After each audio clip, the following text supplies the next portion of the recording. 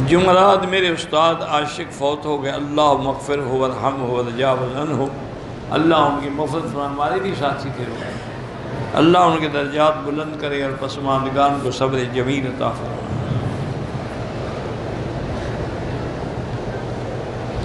میرے چاچے کا آپریشن ہوا ہے، اللہ شفا عطا فرمائے۔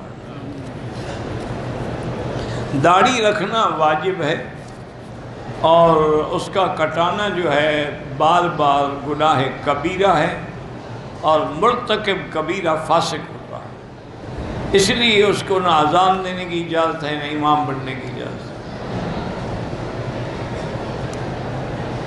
میرے گھر میں اولاد نہیں ہے، علاج بھی کروایا ہے، میں نے بھائی سے بیٹا لیا ہے، اس کی ولدیت وہی رہے گی جو اس کی ہے، آپ اپنا نام ولدیت میں نہیں لکھ سکتے۔ اگر اس عورت سے اولاد ناممکن ہے، چیک اپ کرا لیں، بلا وجہ کسی پہ ظلم نہ کریں، پھر آپ دوسری شادی بھی کر سکتے ہیں۔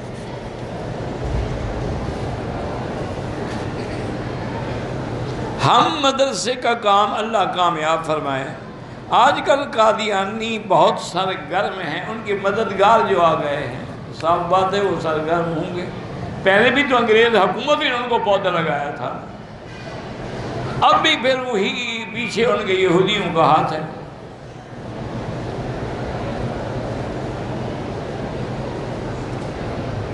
دو رکعت پڑھو تو جائز ہے، 4 پڑھو تو جائز، جھگڑوں میں کیوں پڑھتے ہو؟ پتہ نہیں مولویوں کو کیا ہو گیا ہے کہ لوگوں کو وہ خدا خدا کر کے دین پہ آتے ہیں، یہ اختلاف میں ڈال کے ان کو بھگاتے ہیں۔ 2 رکعت پڑھ لو 4 ہو جائیں گی، 4 پڑھ لو کٹھی تب بھی جائے۔ استغفار اپنی زبان میں بھی مانگ سکتے ہو۔ عمرے کے علاوہ جو بھی آنے کا ہم بالکل تمام مسلمانوں کو بخش سکتے ہیں۔ عقیقے کا گوشت جو ہے اپنے رشتہ داروں میں تقسیم کر دو، دوستوں میں، غریبوں میں، ساتھیوں میں، جس کو چاہو دے دو۔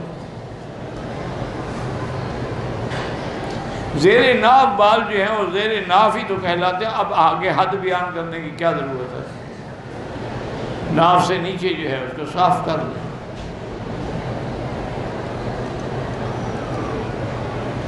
بوٹ پہن کے جاتے ہیں، اس پہ مسح کر لیتے ہیں، اگر بوٹ بند ہیں، پاؤں بند ہے تو مسح کر سکتے ہیں، لیکن حمام میں پھر پہن کے نہ جائیں ان کو، اس میں آپ نے نماز پڑھنی ہے۔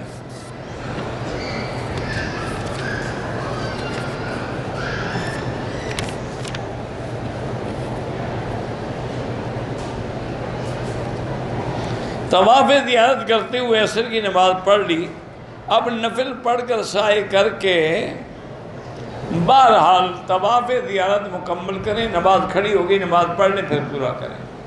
طواف زیارت کے بعد اگر آپ نے پہلے صفا مروا نہیں دوڑی تو پھر حج کی صفا بھی دوڑیں گے۔ ہاں جی، پھر آپ طواف زیارت کے بعد مینا جائیں گے واپس، عصر بھی پڑھنے کوئی بات نہیں۔ طواف زیارت کپڑے پہن کے کرنا افضل ہے کہ حضور پاک نے احرام مینا میں کھولا ہے۔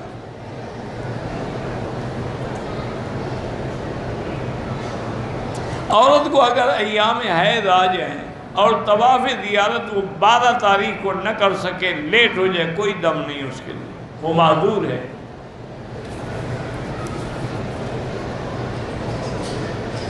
مسجد الحرام میں ایک نماز کا 1 لاکھ، مدینہ منورہ میں 1 کا 1000۔ نفل طواف جراب پہن کے بھی کر سکتے ہیں۔ ہر طواف کے بعد 2 رکعت واجب ہیں، نفلی نہیں ہیں۔ آپ نے نفل نفل نفل سب بنا رکھا ہے، انا للہ و انا الیہ راجعون۔ کسی کے نزدیک بھی نفل نہیں ہے، امام ابو حنیفہ کے نزدیک واجب ہیں، باقی ائمہ کے نزدیک سنت ہے۔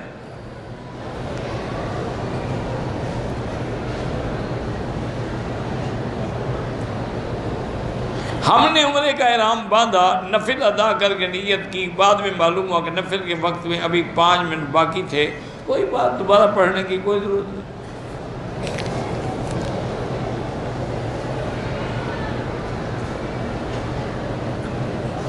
ایک آدمی نے احرام باندھا، شلوار نہیں اتاری تھی، نیت کر لی، پھر تلبیہ پڑھا، اتار، کوئی بات نہیں، کیا ہو گیا؟ عصر کے بعد سجدہ بھی نہ کریں تو افضل ہے۔ قرآن کو چومنے کا کوئی حکم نہیں شریعت میں۔ اگر قطرے آتے ہیں تو ہر نماز کے لیے نیا وضو کریں اور نیچے انڈر ویئر رکھیں۔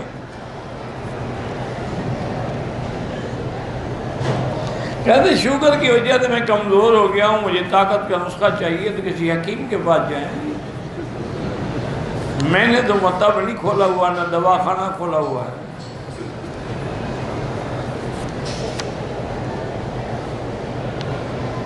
حج یا عمرے میں جو میاں بیوی آئے ہوئے ہیں، احرام سے فارغ ہونے کے بعد آپس میں مباشرت کر سکتے، کیوں نہیں کر سکتے؟ عمرہ کرنے سے بیوی کو طلاق ہو جاتی ہے۔ اللہ کے بندے ہیں، عجیب مسئلے پوچھتے ہیں۔ گناہ کا مسئلہ نہیں پوچھیں گے کہ لوگوں کی عورتوں کو ہم دیکھ رہے ہیں، اپنی بیوی کا مسئلہ پوچھ رہا ہے۔ انا للہ و انا الیہ راجعون۔ جتنی شہوت سے اور محبت سے اور طلب سے لوگوں کی بیویوں کو دیکھتے ہو، کبھی اپنی بیوی کو بھی دیکھا ہوتا ہے تو تیرے پاؤں چوم لیتی۔ حلال سے تمہیں نفرت ہے اور حرام سے محبت ہے۔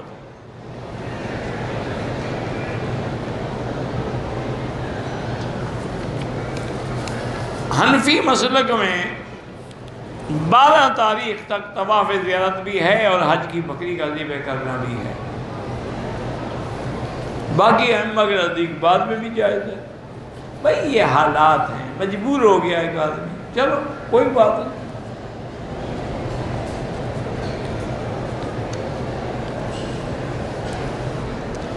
ایک وتر سے پہلے ایک وتر ہوتا ہی نہیں، ہوتے ہی 3 وتر ہیں تو ایک وتر کا کیا معنی؟ جب حضور نے صورتیں ہی 3 بتائی ہیں تو تم ایک وتر کی نیت کیسے کرو گے؟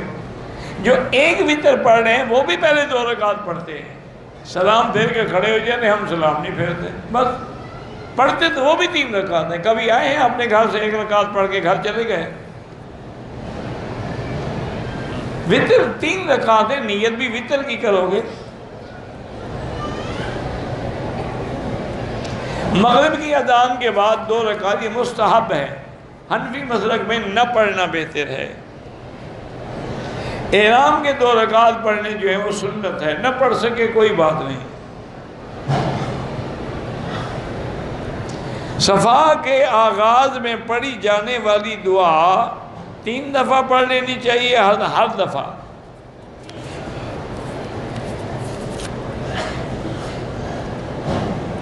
خامد کی اجازت کے بغیر عورت اگر حجر اسود کا بوسہ لے لے، خامد کا لے لے، اس کے لیے اجازت کی ضرورت نہیں ہے۔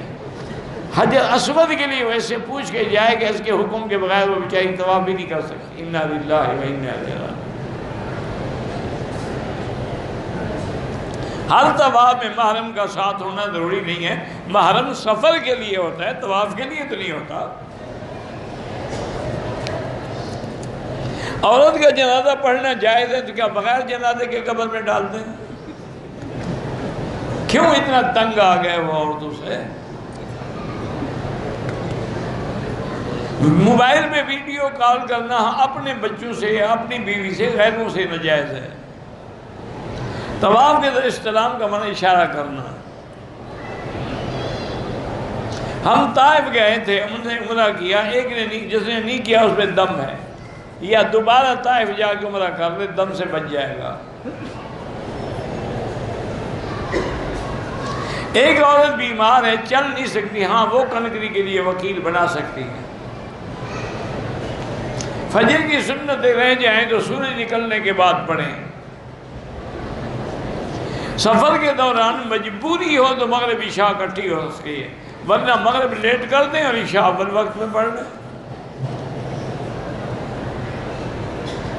احرام کی حالت میں آدمی سو گیا، احتلام ہو گیا، کپڑے بھی دھو لے، اٹھ کے غسل کر لے، بس۔ جیرانہ سے بھی عمرہ ہو سکتا ہے، میرے آقا نے خود جیرانہ سے عمرہ فرمایا ہے۔ میت کو ثواب پہنچانے کے لیے قرآن پڑھیں، طواف کریں، ہر عبادت کر سکتے ہیں، زندہ لوگوں کے لیے دعا کریں۔ ایک دفعہ انگلی ہلانی ہے، اشہد ان لا الہ الا اللہ، غیر کی نفی اور اللہ کا اثبات۔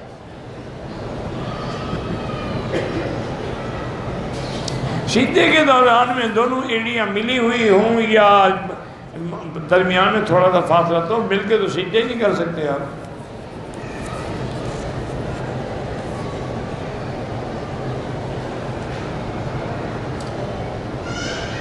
میری والدہ کا انتقال ہو گیا، میں پاکستان چلا گیا، مجبوری تھی، تو مجبوری میں طواف الوداع نہیں کیا، دم نہیں ہے۔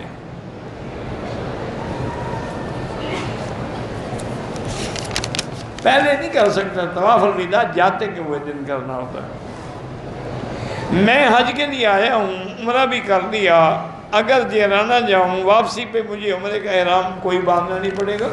جیرانہ جو ہے وہ کوئی میقات تو نہیں ہے، حد حرم کے باہر ہے۔ آپ چھت پر بیان کریں انشاءاللہ، جب آرڈر دیں گے، حکم دیں گے تو چھت پہ چلے جائیں گے۔ ہم اپنی مرضی سے تو نہیں کرتے نا، ان کو انتظام کرنا پڑتا ہے نا وہاں سپیکر کا، ہر چیز کا۔ ہم جدے میں رہتے ہیں، میری بیوی وزٹ ویزے پہ رمضان میں آئی، عید کے بعد ہمیں بیوی نے شوال میں عمرہ کیا۔ اب حج کون سا ادا کریں گے؟ بہرحال اب آپ نے عمرہ کر لیا ہے تو بکری تو آپ کو دینی ہوگی، لیکن حج پھر بھی افراد رہے گا۔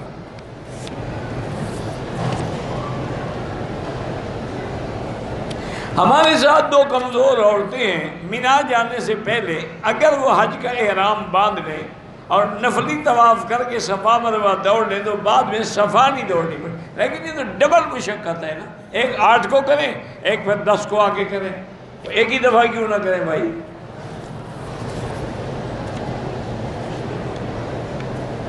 احرام کے ساتھ بھی حجر اسود کو بوسہ دے سکتے ہیں، مسئلہ سمجھیں۔ علماء نے لکھا ہے کہ وہاں ہر وقت عطر لگا ہوا ہوتا ہے، کہیں وہ عطر تمہیں لگ نہ جائے، احتیاط ہے، ورنہ دے رہے تو کوئی بات نہیں۔ سودی بینک والے جو ہم حاجیوں کو تحفے دیتے ہیں، چھتری بیگ، بالکل استعمال نہ کریں، اپنے حج کو برباد نہ کریں، یہاں کسی غریب فقیر کو دے دو۔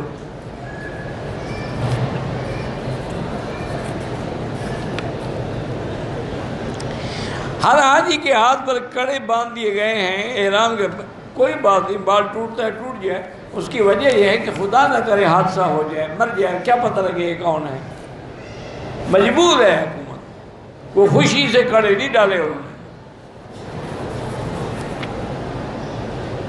استخارہ 2 رکعت پڑھ کے دعا استخارہ کرو۔ سر میں زخم ہیں،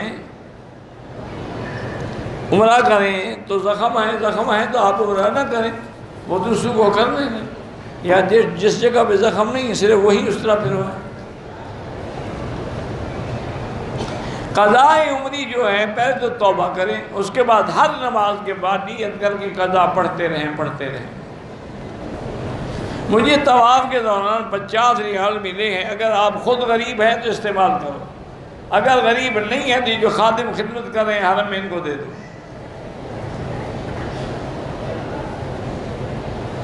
شیر کی کھال ہم گھر میں لگا سکتے ہیں، لوگوں کو پتہ لگے کہ یہ شیر کا شکاری ہے، چاہے کبھی لومڑی بھی نہ ماری ہو۔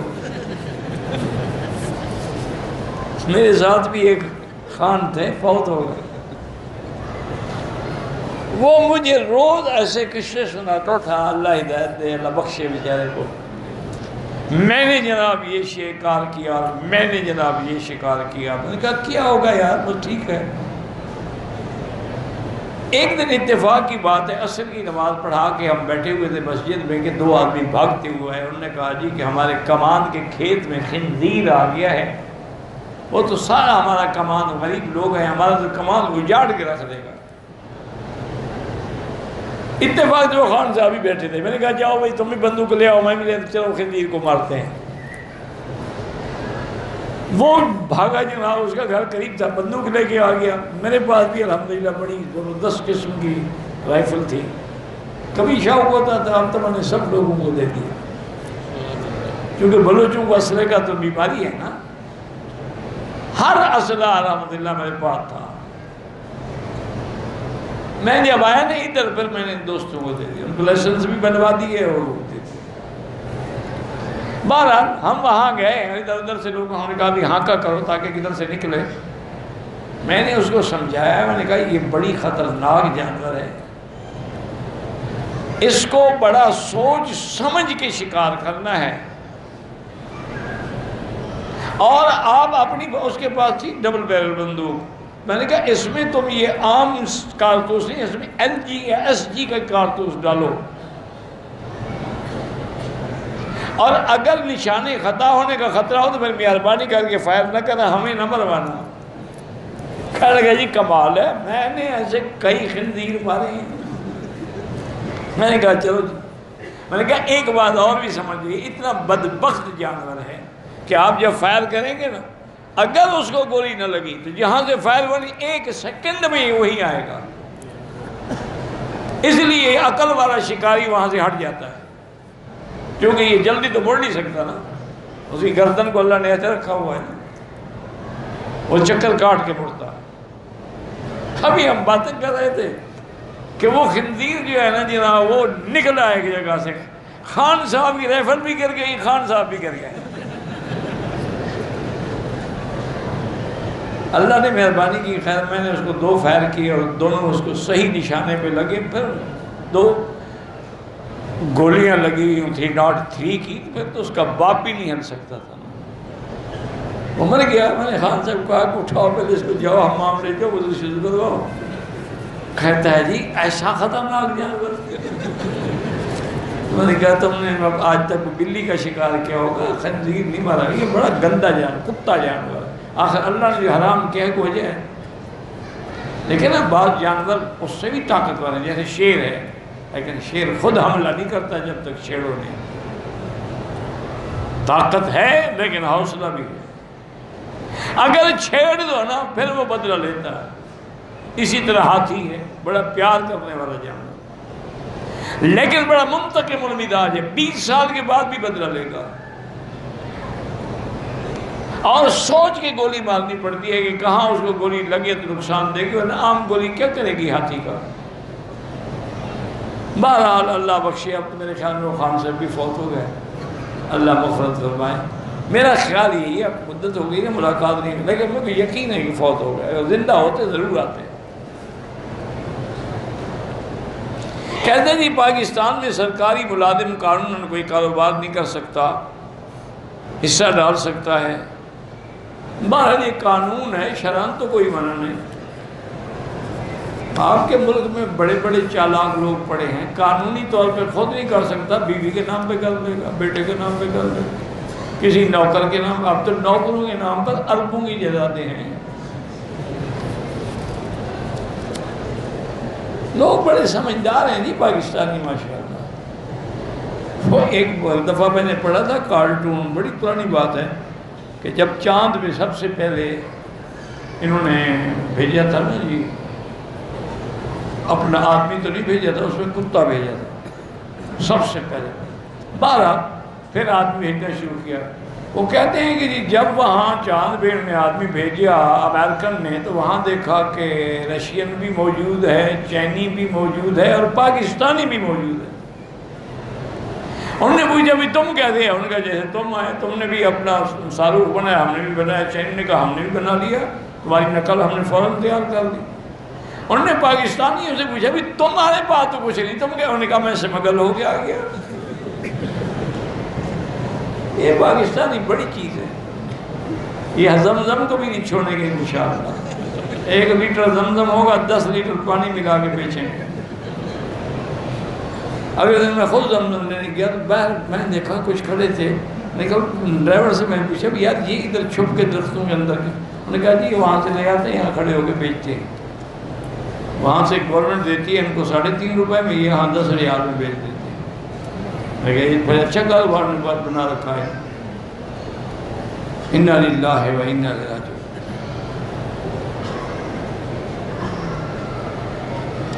پیدل سفر کرنے سے ٹانگیں لگتی ہیں، زخم ہو جاتے ہیں، احرام کی حالت میں پجامہ انڈر ویئر نہیں پہن سکتے، تیل لگا لو، نہیں لگے گی بس۔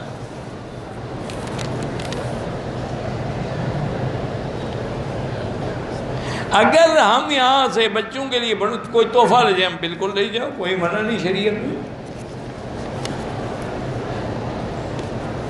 میں نے رکن یمانی کو چوما، بہرحال چومنا بھی منع تھا، اگر خوشبو منہ کو لگ گئی تو دم ہے، اگر صرف ہونٹوں کو تو صدقہ خیرات کرنا۔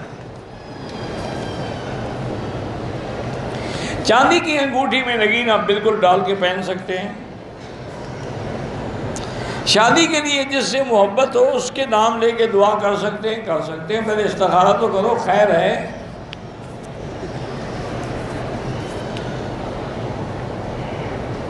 حرم کی نماز ہوٹل کی نماز برابر، ایک وقت کی بات، گھر کی روٹی اور ہوٹل کی روٹی برابر ہوتی ہے۔ طواف نہ کرے تو حجر اسود کا بوسہ دینا بغیر طواف کے ناجائز ہے۔ احرام میں بٹن لگانا ناجائز ہے، ربڑ لگانا بھی ناجائز ہے۔ عورت کی طرف سے کنکری مارنا اگر تندرست ہے خود مارے۔ عصر کے بعد طواف کرے تو واجب الطواف مغرب کے بعد پڑھے۔ مسجد عائشہ سے احرام باندھے بالکل عمرہ کر سکتے ہیں۔ کہتے ہیں جی آپ کا تعلق پاکستان کے کس علاقے سے ہے؟ پاکستان سے ہے۔ علاقے کی کیا ضرورت ہے؟ سارا پاکستان میرا اپنا ہے۔ زندہ کے لیے آپ اپنے لیے کر کے اس کے لیے دعا کریں، اللہ اس کو ثواب دے۔ میزان بینک والے چھتری یہاں وہ استعمال کر سکتے ہو، اسلامی اصولوں پہ کام کرتے ہیں۔ مسجد عائشہ سے احرام باندھنے کی دلیل کیا ہے؟ دلیل یہ ہے کہ حضور نے حکم دیا اور بی بی عائشہ نے عمرہ کیا، اس سے بڑی دلیل کو میں اور کیا چاہیے؟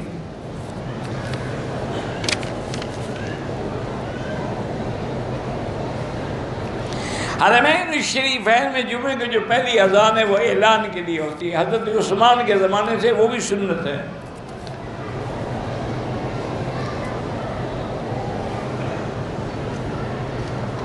کسی کے نام کا نئے طواف کریں پھر اس کو اپنے ذات طواف گنتی میں شمار، گنتی کیا، کس بات کی گنتی کر رہے ہو؟ جتنا اللہ نصیب کرے، نصیب کرے، تم گن رہے ہو 1 2 3 میں نے 50 طواف کیا ہے۔ پرفیوم لگانا جائز ہے، بالکل جائز ہے۔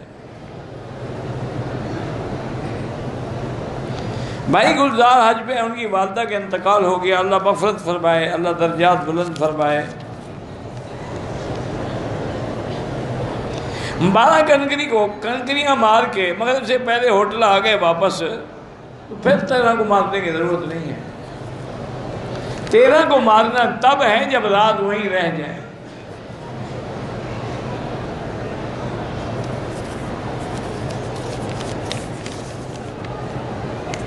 مسجد نماز ایک کا ثواب ہے۔ خواتین اگر ہوٹل میں پڑھیں انشاءاللہ ان کو بھی 1 کا لاکھ ملے گا۔ حتیم میں مرد عورتیں آگے پیچھے ہوتی ہیں، وہ نماز سب کی ہو جاتی ہے۔ فرض نماز میں عورت آگے نہ ہو۔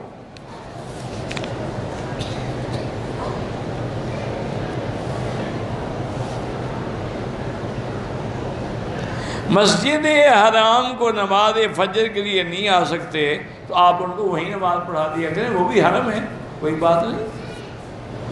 عزیزیہ بھی حدود حرم میں ہے، وہاں بھی 1 کا لاکھ ملتا ہے۔ 2-3 عمرے کرنے سے عورت کے بال بہت چھوٹے ہو گئے ہیں، تم نے کوئی گز کاٹنا شروع کر دیا۔ اتنے تو کاٹنے تھے، 3 عمرے گئے تو اتنے کٹ جائیں گے، تو بیوٹی پارلر میں تو سارے کٹوا لیتی ہیں، عمرے کے لیے مسئلے پوچھ رہے ہو۔ ماشاءاللہ بڑی ہوشیار، وہاں جا کے بالکل بوائے کٹ کراتی ہیں، لڑکا نظر آئے۔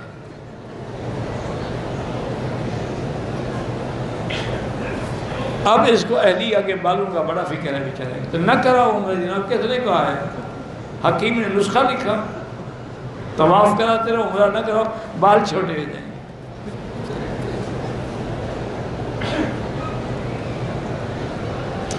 اگر احرام کی حالت میں عورت خوشبو کا کوئی چھینٹا گر جائے کچھ نہیں ہوتا، 2-4 ریال خیرات کر دو۔ ایک گاڑی نقد 1 لاکھ کی ہو، قسطوں پر 100 گنا بڑھیے، تم جانا ہمارا سود نہیں ہے، قسطوں پہ بیچ سکتے ہو۔ 3-4 طواف اکٹھے کریں تو بعد میں 2 رکعت سب کی پڑھ سکتے ہیں۔ نماز جنازہ یہی ہے کہ پہلی تکبیر میں ثنا ہے، دوسرے میں درود ہے، تیسری میں دعا ہے۔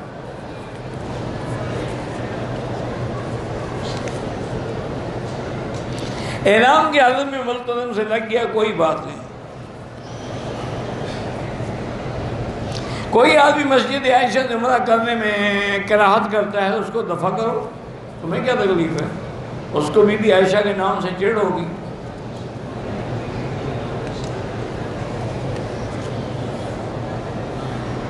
اگر عورت حیض کی حالت میں میقات کی حدود سے بغیر احرام کی نیت کے مکہ آئے، پاک ہونے پر بیت اللہ میں دوبارہ میقات پر جا کے احرام کی نیت، عمرہ تو ہو جائے گا، دم بھی ساقط ہو جائے گی، لیکن اس کو اسی وقت نیت کر لینی چاہیے تھی۔ حیض میں نیت کرنا تو منع نہیں ہے۔ لبیک بعمرۃ لبیک اللہ پڑھتی ہوئی آ جاتی، یہاں بیٹھ جاتی، جب پاک ہوتی عمرہ کر لیتی۔ اب دوبارہ جانا پڑ گیا نا۔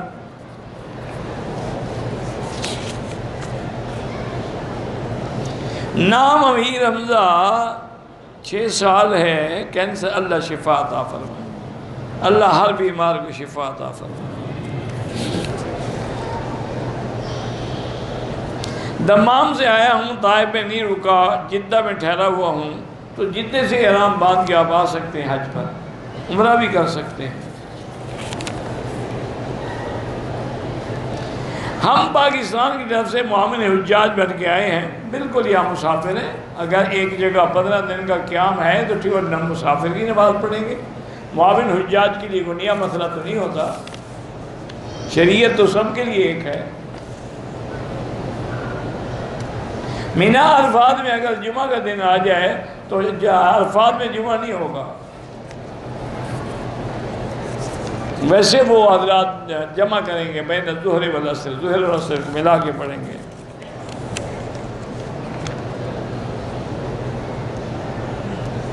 اگر بیلٹ میں گلے میں جوتے تلے میں سلائی، اس کا کپڑا سلا ہوا نہ پہن، یہ تو نہیں کہ جوتا سلا ہوا بھی نہ پہن، کہ چمڑا ہاتھ میں لے کے پھرتا رہے گا۔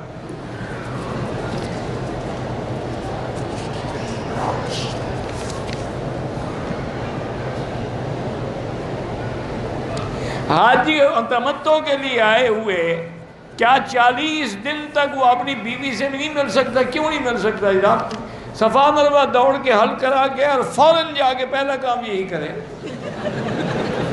کوئی 40 دن کی انتظار کی ضرورت ہے۔ حاجی بھی مجبور ہے، زمزم برداشت کرنا آسان تھوڑا ہے۔ گھر میں تو بیچارے ہوتے ہیں نا کمزور، زمزم سے طاقت آ جاتی ہے، اسی لیے نہیں دیکھا مکے والے 4 بیویاں کرتے ہیں۔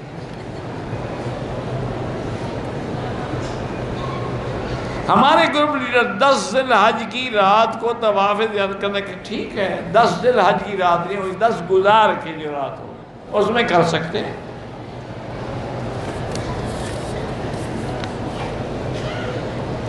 میری اہلیہ کی ایئرپورٹ پہ مہاواری جاری ہو گئی، 3 دن سے وہ ہوٹل میں ہے، نہیں کر سکی۔ اس کی جتنے دن عادت ہے پوری ہو کے جب یقین ہو جائے کہ بلیڈنگ ختم ہو گئی ہے، صاف ہو گئی ہے، پھر غسل کر کے عمرہ کرے۔ مسجد عائشہ جانے کی ضرورت نہیں ہے۔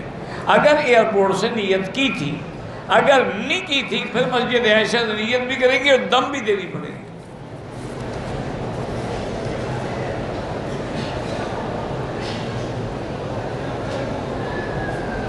کل ایک قادیانی نے کوشش کی ہے امریکی صدر سے مل کر کہ وہ قادیانی والا قانون ختم کیا جائے۔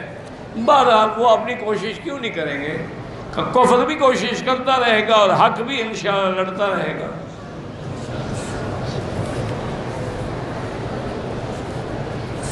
حج کے لیے آئے ہوں، مدینے سے میقات کے مقام لے کے احرام باندھا، عشاء کی نماز میں احرام کی چادر 2 مرتبہ سر پہ رکھ لی، کچھ نہیں ہوتا، لیکن سر پہ رکھنے کی ضرورت نہیں ہے، نماز بھی بغیر کپڑے کے پڑھو۔ پہلی بیوی سے 6 بچے ہیں، شوہر دوسری شادی کرنا چاہتا ہے تو پہلی بیوی طلاق مانگتی ہے۔ طلاق کیوں مانگتی ہے؟ 6 بچے ہیں، تم اپنے بچوں کے ساتھ خوش رہو، دفع کرو اس کو۔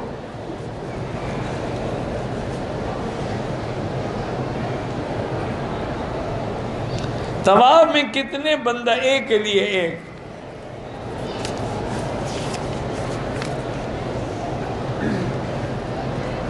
اگر میاں بیوی ایک سے 2 دفعہ مثلاً ایک رات میں ہم بستری کریں تو دونوں دفعہ غسل ضروری نہیں، آخر میں غسل کر سکتے ہیں۔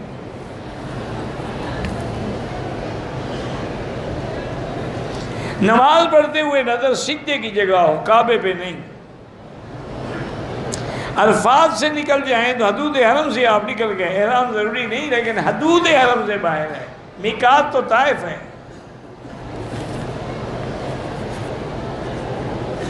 احرام کے میں نے احرام باندھا، پھر سگریٹ پی لی، بڑی اچھی اب کام کیا ماشاءاللہ، ایک طواف سے پہلے پینا، ایک صرف صفا مروا سے بھی پہلے پی لینا۔ پھر عمرے پہ آنے کی کیا ضرورت ہے، منہ گندا کرنا ہے، لبیک بھی پڑھتے ہو اور گندی چیزیں بھی منہ میں ڈالتے ہو۔ کہتے ہیں کہ بیت اللہ میں شیطان گمراہ کرتا ہے، یہاں تو خود وہ بڑا ہے، آپ کے ملک میں تو چھوٹے چھوٹے کام کرتے ہیں، یہاں تو مرکز ہے نا، اس لیے ابلیس خود بیٹھا ہوا ہے۔ ایک آدمی آیا، وہ پرانی ہنسی کی بات ہے، مجھے آگے کہنے لگا تو رمضان شریف کا مہینہ ہے، کہتے ہیں کہ شیطان رمضان میں بند ہو جاتے ہیں، پھر یہ گناہ کیوں ہوتے ہیں؟ میں نے کہا آپ تو کھلے ہوئے ہیں۔ کہتے جی کیا مطلب؟ میں نے کہا شیطان صرف جنوں سے تو نہیں ہوتا، انسانوں سے بھی تو ہوتا ہے، وہ جنوں والے بند ہیں، انسانوں والے کھلے ہوئے ہیں، من الجنۃ والناس۔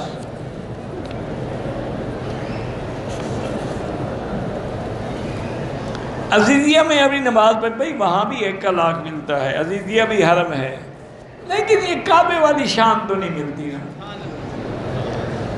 آپ یہ 10 دن کے لیے آئے ہیں اور آپ کے پیہوں میں مہندی لگی ہوئی ہے کہ عزیزیہ سے بھی حالانکہ بسیں چل رہی ہیں کہ حرم کے پاس اتارتی ہیں اور حرم کے قریب سے اٹھا کے پھر بلڈنگ پہ پہنچاتی ہیں۔ حاجی صاحب کو پھر بھی پاؤں میں تکلیف ہے،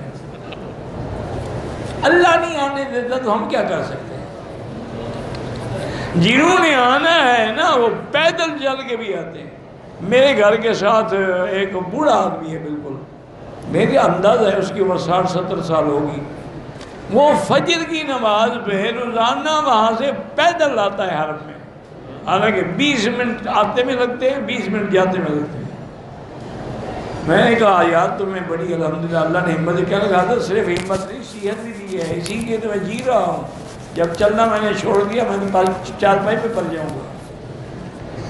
یہ چلنے کی تو برکت ہے کہ میں فٹ ہوں۔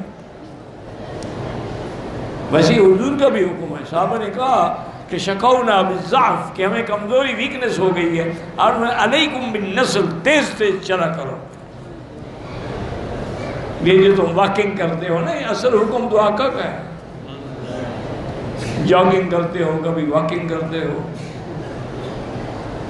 عمرے کہہ رہا ہوں 12 سال کی بات، سر مڑانے سے پہلے سر پہ بلیڈ لگا، کوئی بات نہیں، کچھ نہیں ہوتا، دم خون نکل آیا، کیا ہو گیا؟ اللہ کے نبی سر ننگا رکھتے تھے، کبھی ننگا نہیں رکھتے تھے ما سوا احرام کے، ہمیشہ آپ ٹوپی اور پگڑی پہنتے تھے۔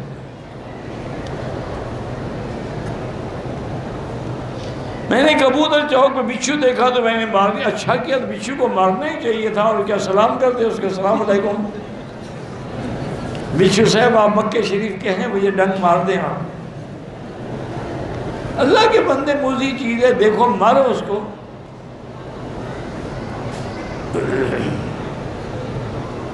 زندہ آدمی کے لیے عمرہ نہیں، اپنے لیے کر کے اس کے لیے دعا کریں اللہ اس کا ثواب فلاں عطا فرما۔ مردہ کے لیے تو کر سکتے ہیں۔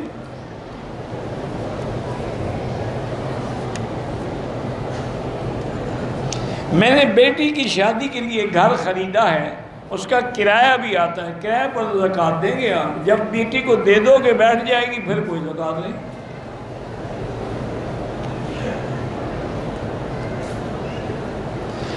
میلاد سے کیسے منع کیا جائے؟ اس لیے منع کیا جائے کہ میلاد بدعت ہے۔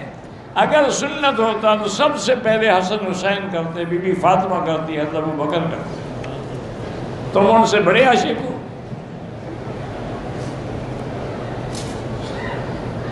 میں حجامہ کا کام کرتی ہوں، اللہ کامیاب کرے، حجامہ سنت ہے، کیا کریں۔ جمعہ کے دن جمعہ سے پہلے 4 رکعت نیت کب ادا کریں؟ امام کے آنے سے پہلے پہلے۔ اب اذان ہوتی ہے دوسری 6:30 پہ، آپ 6:20 پہ سنتیں پڑھنی شروع کر دیں، زوال ہو چکا ہوتا ہے۔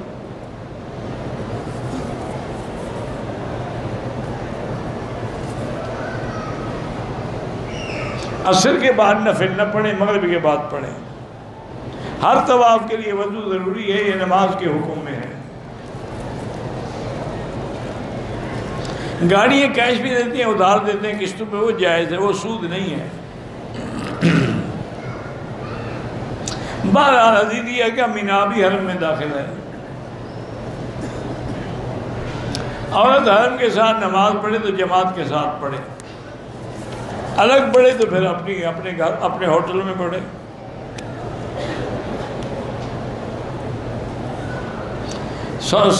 شوہر کا انتقال ہو گیا، حرم میں جنازہ ہوا، عدت بیوی کے لیے شروع ہو گئی ہے، لیکن اب وہ واپس چونکہ نہیں جا سکتی، لہٰذا حج کر کے جائے۔ عدت اسی دن سے شروع ہو گئی جس دن وہ فوت ہوا۔ عمرے کے دوران صفا مروہ نہیں دوڑا، حلق کرا لیا، دم پڑ گئی۔ ہم نے قربانی کرنی ہے دم شکر کی، سب سے پہلے تو خود جا کے اپنے ہاتھ سے کریں، ورنہ اگر کسی آدمی کو دینا ہے تو اس کو مثلا 100 ریال پہلے دے دے کہ جی اس دن ہم آئیں گے، ہمارے سامنے قربانی کرو، باقی پیسے لے لو۔ اعتبار نہ کرنا۔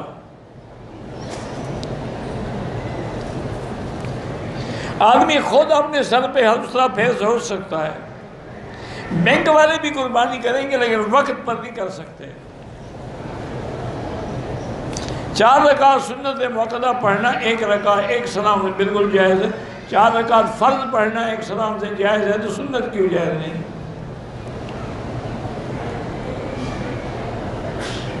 مکے میں آئے ہیں ہمارا کہ ہم 30 دن سے زیادہ ہیں تو پھر آپ مقیم ہیں، آپ مسافر نہیں ہیں۔ لیکن اگر 10 دن کے لیے مدینہ چلے گئے پھر آ گئے پھر تو مسافر رہیں گے۔ واللہ اعلم۔ اللہم صلی علی سیدنا محمد وعلی آل سیدنا محمد کما صلیت علی ابراہیم وعلی آل ابراہیم فی العالمین انک حمید مجید۔ یا اللہ یا رحمان یا رحیم یا حی یا قیوم یا ذی الجلال والاکرام، یا الہی الہنا الہ کل شیء الہا واحدا لا الہ الا انت، اللہم انت الميسر لكل يسير وانت على كل شيء قدير۔ اللهم يسر امورنا وامور اولادنا واولاد اولادنا وامور بناتنا واخواننا واخواتنا وامور من اوصانا واستوصانا وامور المسلمين وراحة قلوبنا وابداننا والسلامة والعافية في ديننا ودنيانا۔ اللهم لا تجعل مصيبتنا في ديننا ولا تجعل الدنيا اكبر همنا ولا مبلغ علمنا۔ اللهم لا تسلط علينا بذنوبنا من لا يخافك فينا ولا يرحمنا۔ اللهم اشفنا واشف مرضانا ومرضى المسلمين۔ اللهم انصر الاسلام والمسلمين۔ اللهم احفظ سائر بلاد المسلمين هذا البلد الامين فاجعل آمنا مطمئنا سخاء رخاء الى يوم الدين۔ یا اللہ بیماروں کو شفا عطا فرما۔ یا اللہ ہم سب کی بیماریاں ظاہری باطنی روحانی جسمانی کمزوریاں بیماریاں پریشانیاں دور فرما۔ یا اللہ بے حیاؤں کو حیا عطا فرما، بے اولادوں کو اولاد صالح عطا فرما۔ یا اللہ جن کے بچے بچیاں ہیں ان کو خیر کے رشتے نصیب فرما۔ یا اللہ بے روزگاروں کو روزگار عطا فرما، قرض داروں کے قرض عطا فرما۔ یا اللہ تمام آنے والوں کا حج زیارت عمرہ عبادات منظور و مقبول فرما۔ یا اللہ ہم سب کو حج کرنے کی توفیق عطا فرما، آسانیاں پیدا فرما، رستے پیدا فرما۔ یا مسبب الاسباب، یا مفتح الابواب، یا دلیل المتحیرین، یا مفرج المعذونین، یا غیاث المستغیثین، اغثنا اغثنا اغثنا علیک توکلنا۔ یا الہ العالمین پوری دنیا میں جہاں مساجد ہیں، مدارس ہیں، دین کے ادارے ہیں، تبلیغ کے مراکز ہیں، سب کی حفاظت فرما۔ یا اللہ مسلمان فلسطین میں ہیں، حلب میں ہیں، شام میں ہیں، کشمیر میں ہیں، ہند میں ہیں، عرب میں ہیں، عجب میں ہیں، افغان میں ہیں، ان کی جان مال آبرو عزت کی حفاظت فرما۔ ربنا آتنا فی الدنیا حسنۃ وفی الآخرۃ حسنۃ وقنا عذاب النار۔ وصلی اللہ تعالی علی خیر خلقہ سیدنا محمد وعلی آلہ وصحبہ اجمعین۔ اللہم صلی علی سیدنا محمد وبارک وسلم علیہ۔